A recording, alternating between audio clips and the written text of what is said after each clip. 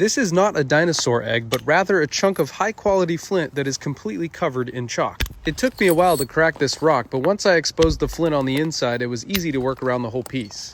To work around the edges and break these flakes off, I'm using a hammerstone, and then I switched to a deer antler to break more precise flakes off. Since I'm working on my leg when I'm doing this, I make sure to have a thick piece of leather so I don't hurt myself.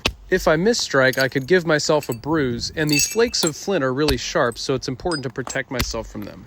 The goal in this stage is to thin the piece down and break flakes off of these ridges so that they may become flatter and flatter. The reason I want this piece to be thin is because we're making a very specific and special type of knife called a corner tang. The stone has to be hit with the antler baton at a very specific spot along the edge with the right angle and right amount of force. Once I'm satisfied with the thickness, it's time to move on to pressure flaking, in which I take an antler tip and push flakes off of the edge. Pressure flaking is often a defining characteristic of the type of knife I'm making, so it's important that I break off some good pieces.